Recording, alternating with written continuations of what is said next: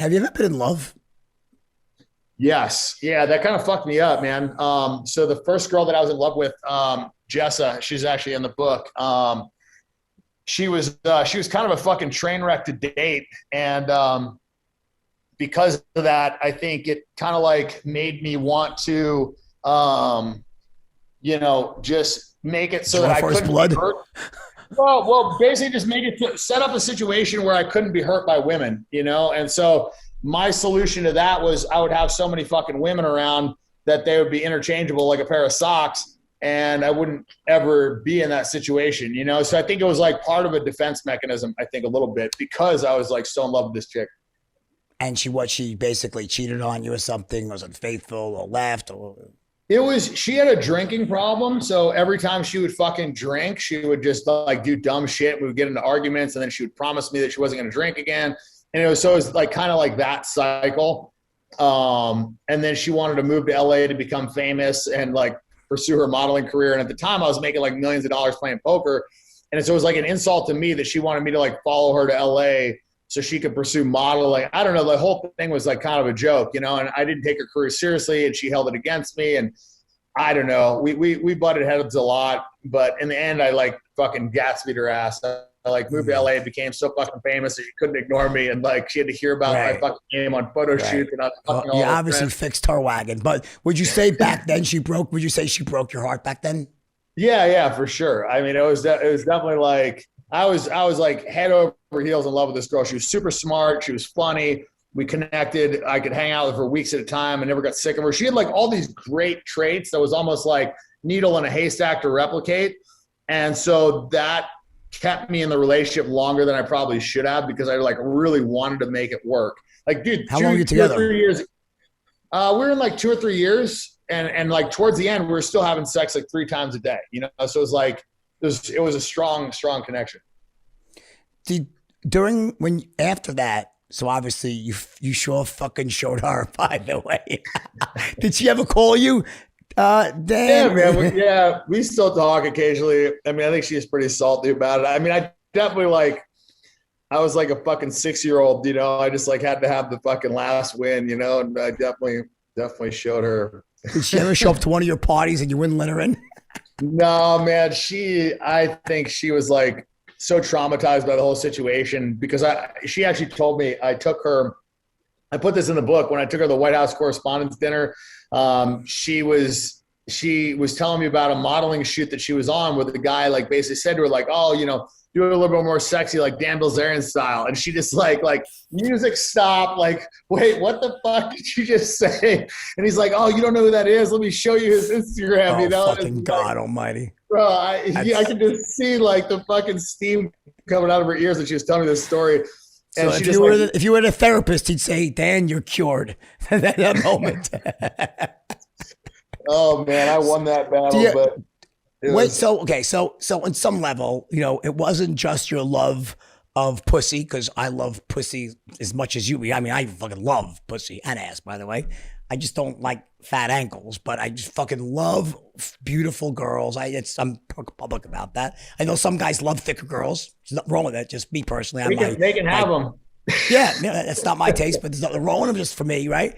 But actually, like when you really hit it hard and you're going through all this stuff with these girls and you got more pussy than any 50 people have the right to have at any one time, did you ever have friends that were living normal, sedate, monogamous lives and were really happy?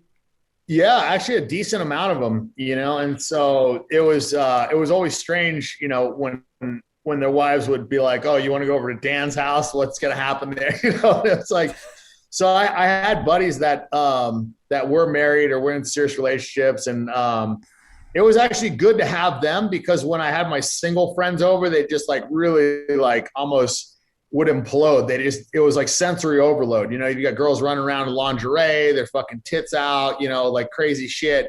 The houses for the last like 8 years were just fucking mayhem, So these people would come into these situations. The girls would be drinking all day. They'd be fucking eating each other's pussy sometimes. Crazy shit would be happening.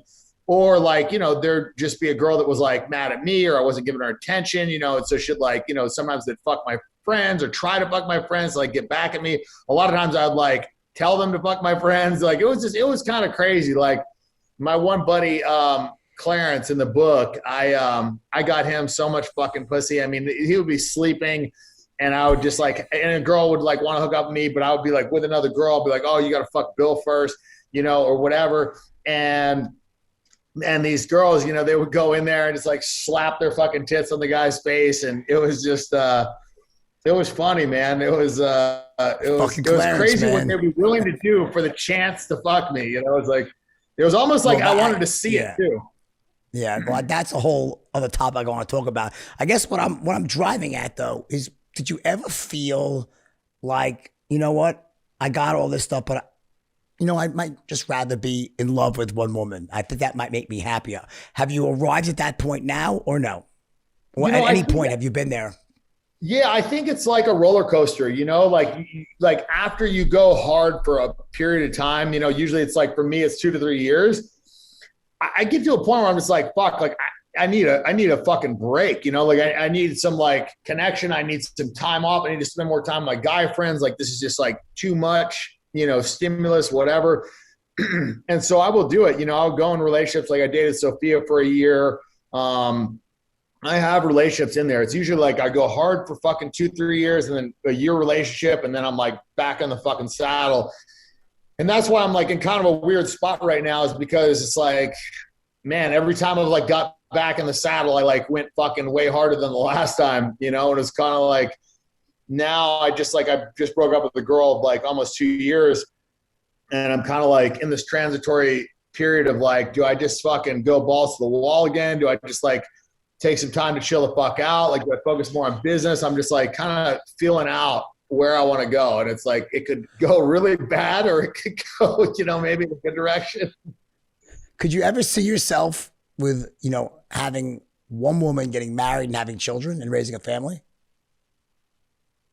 You know, I thought about that. I know that I'm capable of monogamy because I just did it for the past 2 years, you know, so I know I'm capable of that. I don't know if it's like in my DNA or if it's healthy.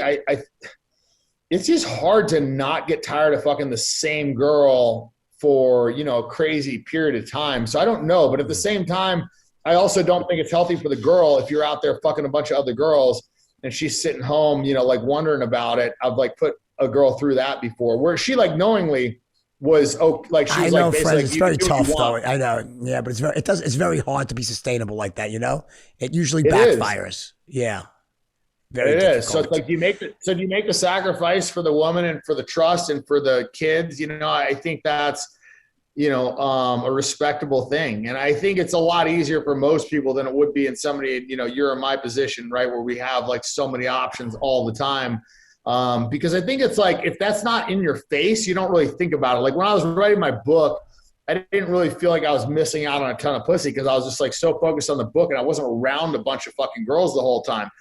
But if you're around a bunch of fucking, you know, hot big titty girls that are flirting with you, it becomes a lot more of a fucking challenge to consistently turn that down, you know, than somebody that's just like not around it.